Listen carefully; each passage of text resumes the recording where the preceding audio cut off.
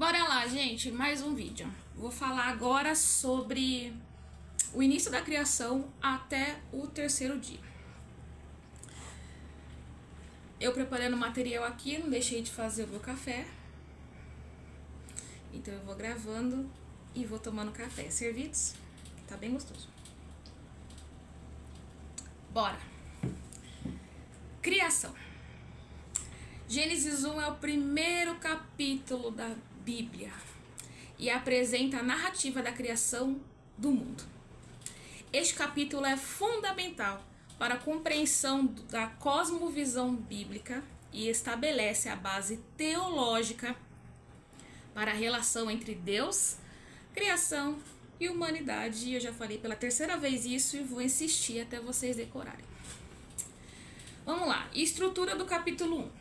Gênesis 1 ele é dividido pelos dias da criação. Então, vamos falar do primeiro dia, separação da luz e das trevas. Segundo dia, céus e águas. Terceiro dia, terra e vegetação. Quarto dia, sol, lua e as estrelas. Quinto dia, criaturas marinhas e aves. Sexto dia, animais e humanidade. Sétimo dia, descanso de Deus. Então vamos começar. Gênesis 1:1. No princípio criou Deus os céus e a terra. Gênesis não está falando do princípio absoluto, qualquer que ele tenha sido, mas eu creio que para Deus, não houve o início, porque ele não tem começo. Mas Gênesis, aqui ele começa falando sobre a criação dos céus e da terra. Vamos lembrar que Gênesis não tem interesse em satisfazer a nossa necessidade, a nossa curiosidade de saber sobre o princípio de nenhum ser sobrenatural, dos anjos e nem da queda de Lúcifer, por mais que tenha teorias que depois eu vou falar para vocês. O livro de Gênesis ele mantém o foco total no princípio do mundo e da humanidade. Ao começar o livro de Gênesis dizendo assim, no princípio criou Deus, sem dizer nada sobre quem é Deus, é semelhante como introduzir um personagem num filme. Eu li isso e eu queria falar porque eu achei muito legal.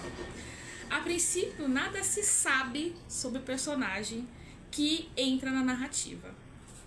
O desenrolar da história é que irá revelar a sua identidade. Quem disse isso foi o Joe Goldingay, e eu achei muito bacana essa comparação que ele faz em relação a um filme.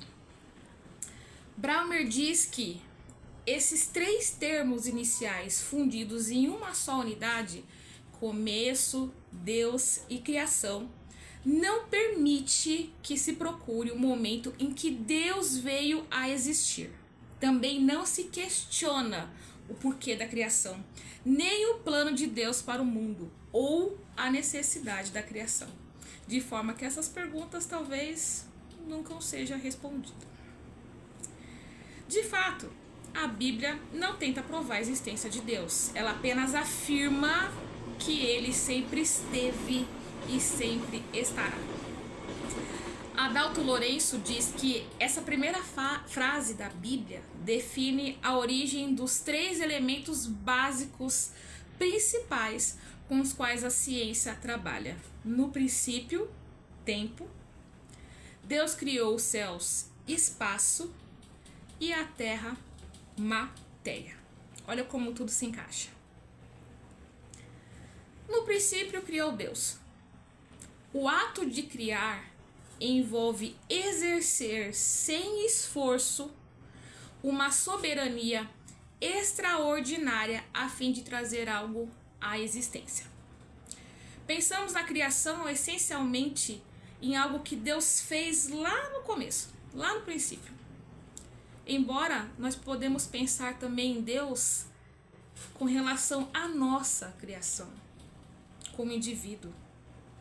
A criação de cada flor, de cada animal, de cada pássaro. Preste atenção, a natureza, tudo que está ao seu redor, tudo Deus que criou. cada detalhe, cada pintura, cada mescla de cores. Deixa de pensar um pouquinho na criação lá no começo. Olha agora, tudo que está ao seu redor, tudo que a natureza mostra. Deus está na criação de cada pedacinho. Infelizmente também dos mosquitos, das moscas que me irritam, mas Deus está em cada detalhe, na borboleta, naquele desenho das asas dela, nos animais. Eu acho a coisa mais linda, os tigres, os leão, aqueles desenhos, aqueles designs, aquelas misturas de cor, as manchas, aqueles delineadores perfeitos que a gente passa uma vida tentando fazer e não dá certo. Tudo Deus que fez. Cada detalhe pensado, cada cor pensada. A criação é perfeita. Continuando. Na época de Moisés, muitos povos tinham a sua própria história da criação. Algumas histórias viam o mundo vindo à existência pela cooperação de vários deuses, ou como consequência do conflito entre eles. O mundo teria sido criado como resultado da briga, das discussões entre eles. Mas só pode falar realmente o que aconteceu aquele que estava desde o começo. Deus, o Criador, que determinou pessoalmente o início de tudo. Deus em hebraico é Elohim. É uma forma plural que pode significar um Deus, o Deus ou os deuses. Esse coletivo é sobre algo interno de alguém ou de algo. É a intensidade dentro de alguém ou de algo. Portanto, Elohim quer dizer o Deus, o mais honrado, o mais temido, o mais poderoso, o maior. E os hebreus só usam esse termo para se referir ao Deus de todo o universo. É uma palavra específica só para isso. Ao Deus das nações e do mundo, ao Deus todo-poderoso, Elohim. No princípio criou Deus os céus e a terra. Céus e terra não são duas grandezas opostas, mas juntas elas representam o todo, o universo. Como em hebraico não tem a palavra universo, eles recorrem às palavrinhas céus e terra. Mas céus e terra não é Deus, nem deuses, e nem Deus é igual à natureza. A W. Tozer diz que Deus tem uma relação voluntária com tudo que criou, mas não tem uma relação necessária com coisa alguma além dele. Ele não precisa de nós, nunca precisou. Então esse primeiro versículo da Bíblia é fundacional. Trata-se da fundação de todas as coisas. O capítulo inicial de Gênesis relata que o mundo passou a existir como resultado da ação determinada, planejada e sistemática de um único Deus, Elohim. Spurgeon, ele afirma que a criação é obra de Deus e não do acaso. Este é um ponto inicial de toda a escritura e de toda a história. O que mais espanta, segundo Spurgeon, é a simplicidade dessa declaração. No princípio, criou Deus. Não há complicação, não há longas explicações, apenas a pura verdade. Que Deus, o Senhor, criou tudo. Deus não apenas fez ou formou, mas criou um ato único e incomparável. Não se trata de uma formação de algo que já existia, mas de uma criação ex nihilo, uma criação do nada. O próprio verbo criar, que em hebraico é bará, indica um ato divino exclusivo de Deus. Este verbo é usado para descrever o trabalho criador de Deus. Mais uma palavra exclusiva para a criação de Deus.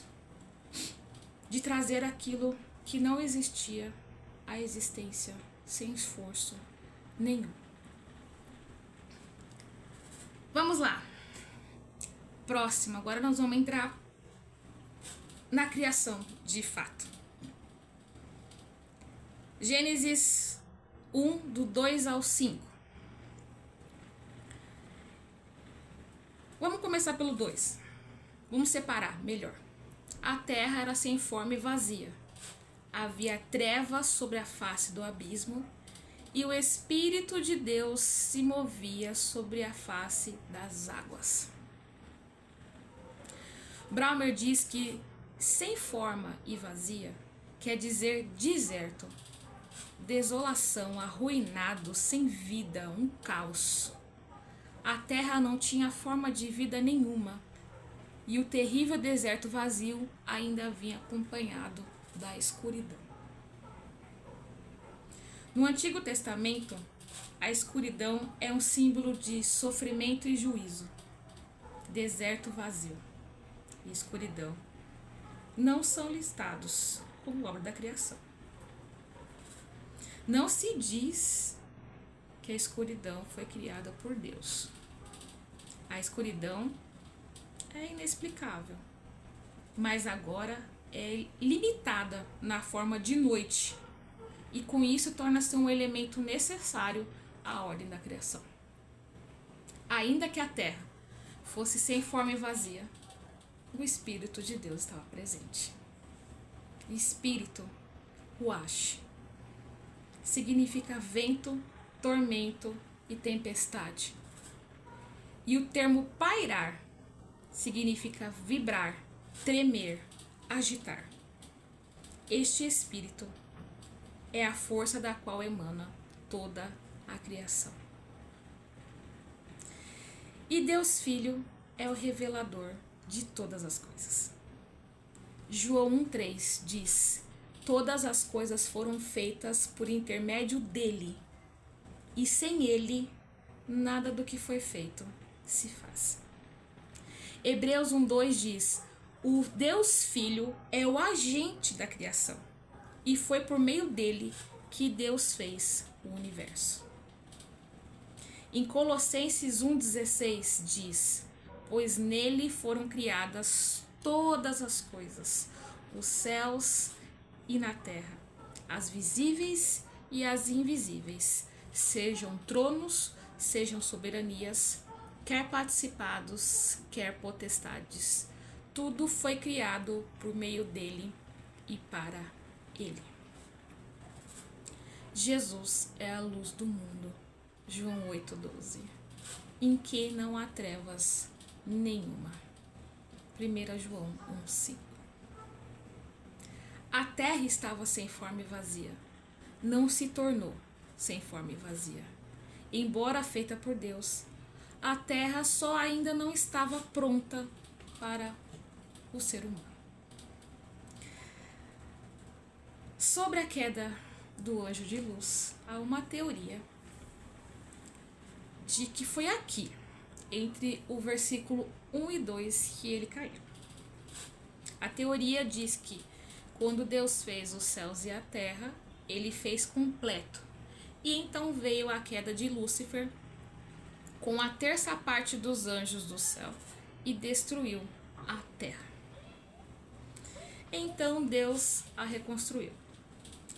Lúcifer era um príncipe e tinha um povo que ele governava ou coordenava. E dizem que era aqui na terra que ele vivia, e por isso ele nos atormenta aqui, pois aqui era o lar dele, o reino dele. Essa é a teoria. E aí? Vocês concordam? Discordam?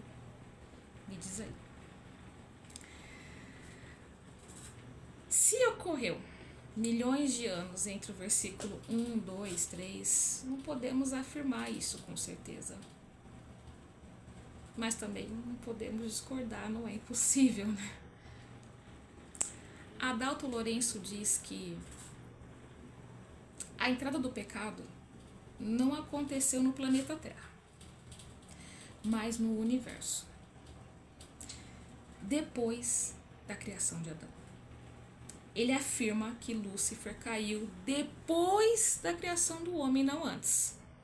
E ele dá algumas razões, vou citar algumas, tá? Deus termina o 6º dia da criação dizendo: viu Deus tudo quanto fizera e eis que era muito bom. Deus não poderia ter chamado de muito bom um universo onde pecado já existia. Tudo que foi criado por ele era perfeito e santo. O jardim do Éden foi criado no 6º dia e não antes. Portanto, dizer que Lúcifer governava aqui na Terra não faz sentido. Uma das justificativas do pensamento do Adalto Lourenço. Querem saber mais? Tem vídeo no YouTube sobre o assunto. O Adalto era um cientista maravilhoso, tem muitas coisas legais, ele tem livro sobre a criação, ele explica muita coisa cientificamente e com base na Bíblia. Então, procurem, comprem o livro dele, é muito interessante estudar esse pedaço. Mas eu quero saber a opinião de vocês. Vocês concordam ou discordam e quais as suas justificativas? Continuando, vamos lá. Primeiro dia da criação.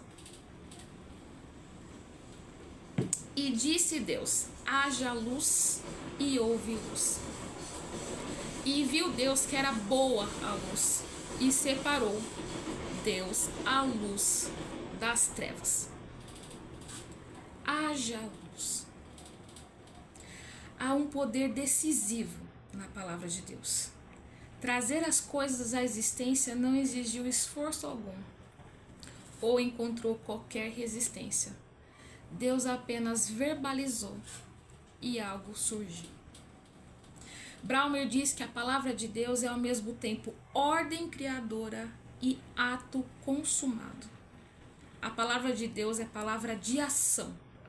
Sua palavra gera ação. E tudo deriva de Deus e está sujeito à sua palavra, da qual surte efeito imediato. Deus cria a claridade e com isso possibilita o ritmo básico de tempo, a ordem. Haja luz. Deus dá um nome aqui: luz.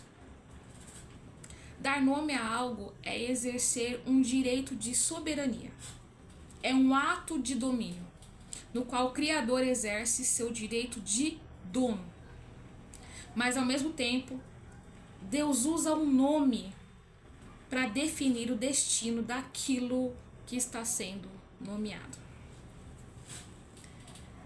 Pelo fato de chamar a escuridão de noite, Deus assume seu domínio sobre as trevas. Ele dá um limite de tempo e submete ela ao seu domínio.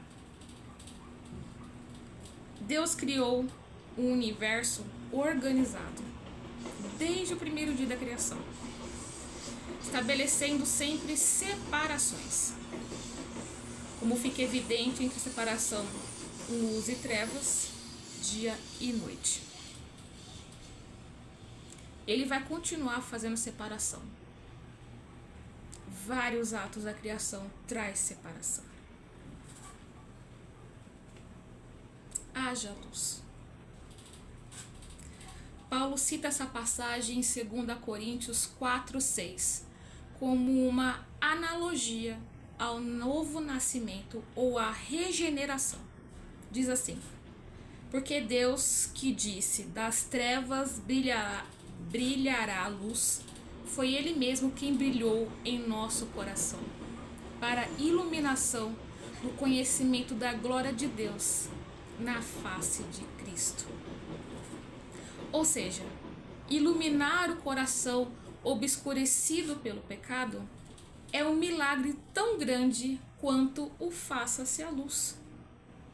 E nós ficamos impressionados com muitos outros milagres, mas a conversão de um pecador, a iluminação do seu coração em trevas, é algo paralelo ou equivalente ao grande ato criador de Deus. Por isso Paulo cita essa passagem. A origem dessa luz é o próprio Deus. Vamos lembrar que o sol e a lua só vão aparecer lá no quarto dia. Deus é a luz. Deus é quem ilumina tudo. É por isso que Paulo cita a iluminação de Deus no coração do pecador, porque a luz provém dele. Agora aquilo que estava sem forma e vazio, agora que estava coberto pela escuridão, agora é iluminado pelo poder da palavra de Deus, que traz luz à existência. A luz transforma-se em designação de salvação. A luz é associada à vida e a escuridão à morte. Spurgeon, meditando nesse comando de Deus, haja luz, vê isso como um símbolo espiritual profundo. A luz, segundo o pregador, não é apenas física, mas também espiritual. Quando Deus fala, a luz irrompe na escuridão, trazendo ordem ao caos das nossas vidas. Ele enfatiza que a luz criada não é a luz do sol ou da lua, mas uma luz divina, representando o próprio Cristo, que é a luz do mundo. A separação entre luz e trevas carrega um significado espiritual, pois em Cristo somos chamados a separar a luz das trevas, ou seja, de deixar de lado as obras das trevas e caminhar na luz da verdade e da justiça. Nicodemos diz que, do ponto de vista bíblico, a Terra é o centro do universo. Concorda? Primeiro criou a Terra, depois o cosmos.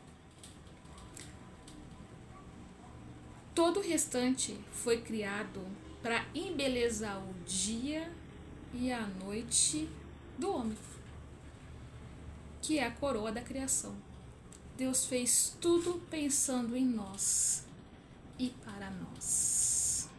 E aí, concordam com tudo isso? Estou aqui para deixar alguns pontos de interrogação na cabeça de vocês e quero que vocês me falem a opinião de vocês com base bíblica, por favor, tá? Vamos lá. Segundo dia da criação. E disse Deus: haja um firmamento no meio das águas e haja separação entre águas e águas. E Deus fez o firmamento e a separação entre as águas debaixo do firmamento e as águas acima do firmamento.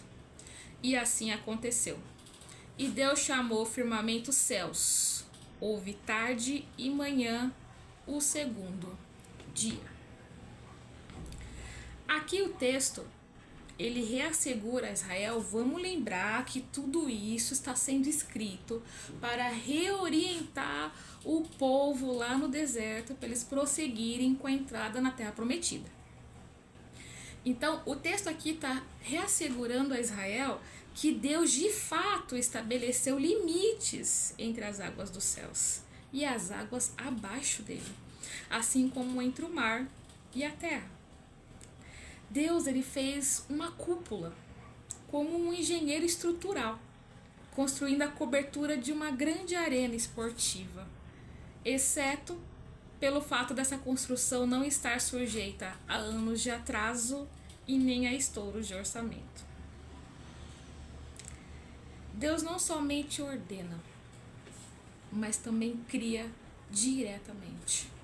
A partir do segundo dia da criação, o relato não fala mais da criação do universo, mas da terra, do mundo. Como tanto o céu e a terra são criaturas, coisas criadas por Deus, o Antigo Testamento também lhe conta com a destruição dos céus no juízo final. Tudo será destruído.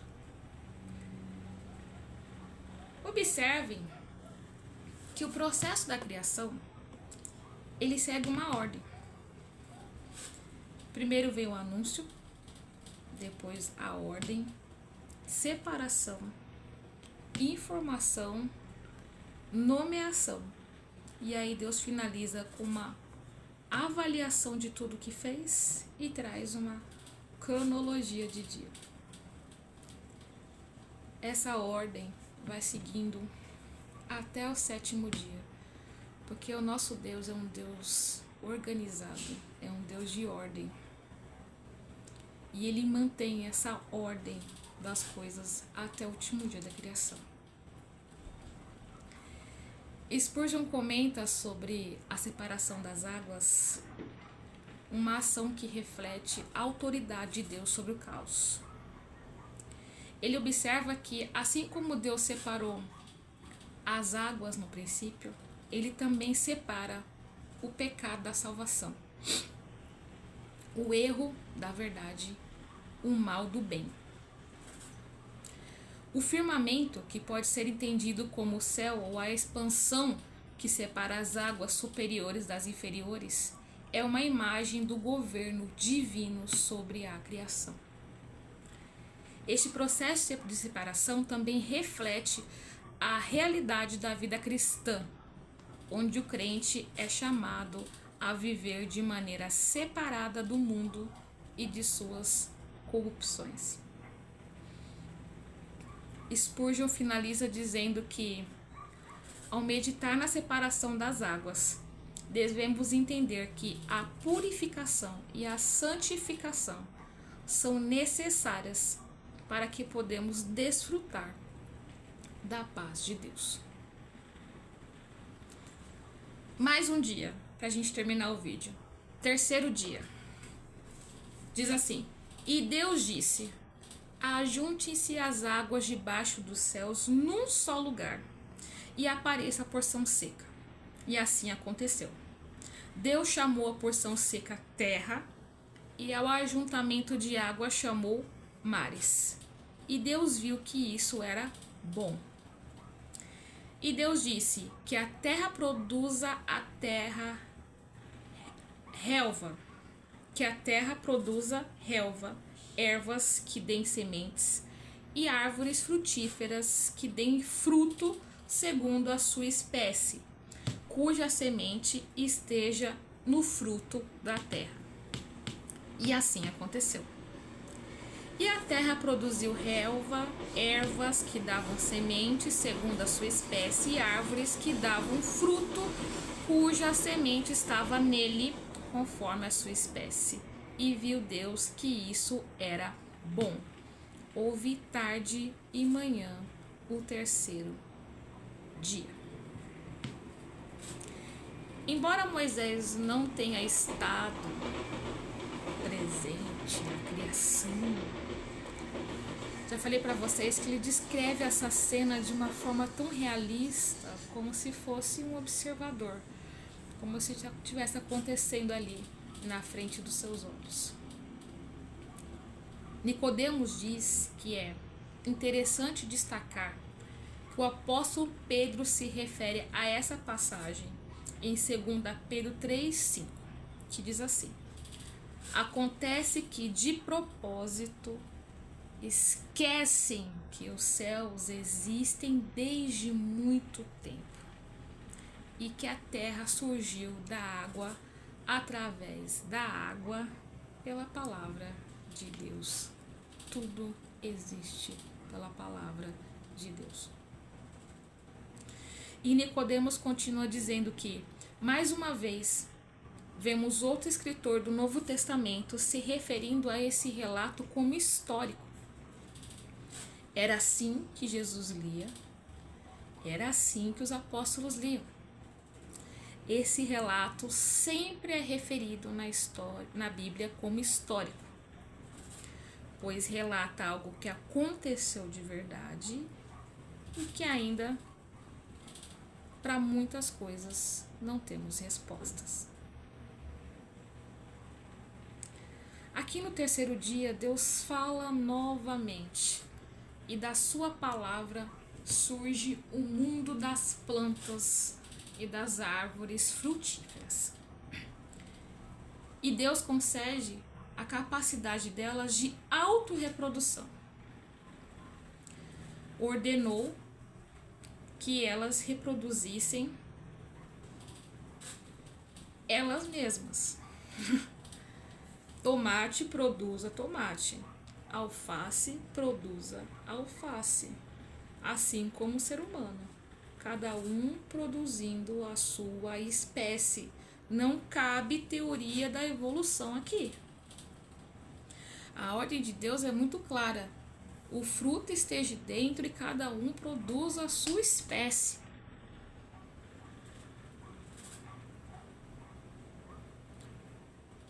A ordem de Deus aqui, ele trouxe a capacidade delas de se reproduzir sem que ele crie novamente, né? Não seria mais preciso um ato criador de Deus, né? Ela mesma se reproduz, mas não deixa de ter Deus presente, porque foi através da palavra dele que isso vem acontecendo todos esses anos.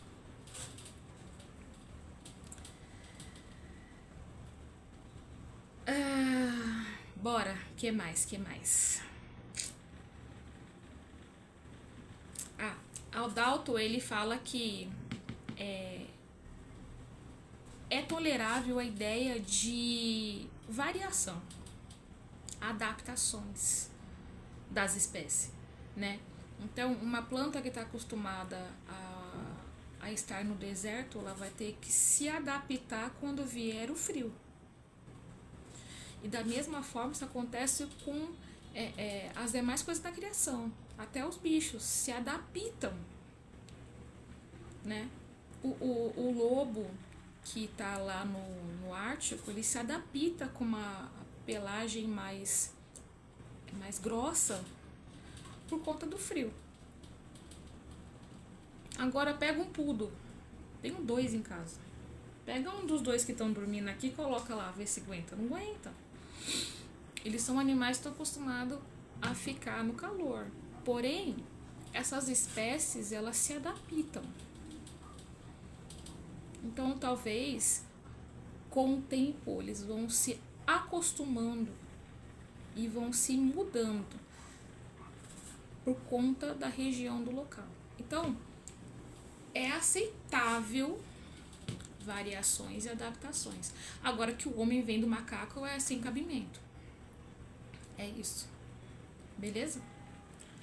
Bom, nós temos aqui então, nesse terceiro dia, o surgimento da vida pela primeira vez. Os demais dias Deus só fez a luz, separou as águas, separou a terra. Agora Deus traz um tipo de vida. E também é a primeira vez que Deus usa meios para criar o que deseja. Das outras vezes, a palavra de Deus criou e aconteceu sem usar nada no meio. Agora ele está usando a própria terra que ele criou para produzir as plantas e as árvores. Nicodemos diz que o alvo de Deus era estabelecer uma relação indissociável entre a vegetação, os frutos que vão servir de alimento e a terra, todas entrelaçadas. E é dessa mesma terra que o homem vai ser criado lá para frente. Não há justificativa de deificar a terra, né? A mãe natureza. Braumer diz que Deus convoca a terra para um ato criador. Deus reparte com a terra esse poder de criar. A palavra ordena que a partir daquele momento a terra gere coisas novas. A criatura recebe ordem e obedece a Deus. Apenas. A terra ainda é criação de Deus. Não é mãe natureza. Não é um Deus. Eu deixei aqui para vocês o material. A curiosidade de quando surgiu essa história, essa teoria da mãe natureza e tudo mais, tá bom? Então, quem tá com o material, deixei um textinho aí embaixo. Vamos lá, então. Terceiro dia, pra gente acabar. Prometo, tô acabando. Terceiro dia da criação, tem uma nova separação. Igual eu falei lá antes, Deus ele vem separando as coisas. Ele separou luz das trevas, separou águas das águas, separou água da terra, e aqui ele faz uma nova separação. Ainda que a obra do terceiro dia, na verdade, se destinou à formação da terra seca, a ordem criadora dirige-se à água. A água é limitada a reunir em um lugar só, apontado pelo Deus Criador. Dessa forma, aparece a terra seca. Não sei se vocês observaram, mas fica evidente aqui que existia apenas um mar, uma terra. Mas é depois do dilúvio que vão ser separada a terra. E aí sim começa a aparecer mares e oceanos. Mas aqui era um mar e uma terra. Adalto Lourenço diz que milênios antes da teoria das placas tectônicas ser formulada, o relato bíblico já falava da existência de um único continente primordial, de um único oceano. Da criação ao dilúvio havia apenas uma terra, ainda não separada como a temos hoje em continentes. Spurgeon reflete sobre o milagre da vegetação. Deus não apenas cria a terra, mas enche com abundância de vida. Ele faz com que a terra produza plantas, árvores e frutos conforme a sua espécie. Spurgeon fala da ordem divina na criação, onde tudo tem seu propósito e sua estação. O mais impactante para Spurgeon é a maneira como isso ilustra a providência divina em nossas vidas. Deus não apenas cria, mas sustenta a vida. Assim como ele fez com a vegetação, ele também cuida da nossa vida espiritual, nos nutrindo com sua palavra e com a presença do Espírito Santo. O que esse início da criação nos ensina? Ensina que existe apenas um Deus, o Deus de Israel, e que criou tudo. E tudo proveio através da sua palavra. Ele criou a natureza, o cosmo, os seres vivos, e tudo reflete a glória, os atributos e a qualidade desse Deus. Deus deixou a sua marca na criação. Tudo que ele fez era muito bom, porque ele é bom. Deus tem o poder sobre toda a criação, desde as plantas até os homens, pois não somente os criou, como deu nome a eles. Toda a narrativa nos mostra o caráter de Deus. O que ele faz é aquilo que ele é. Até o próximo vídeo. Tchau, tchau.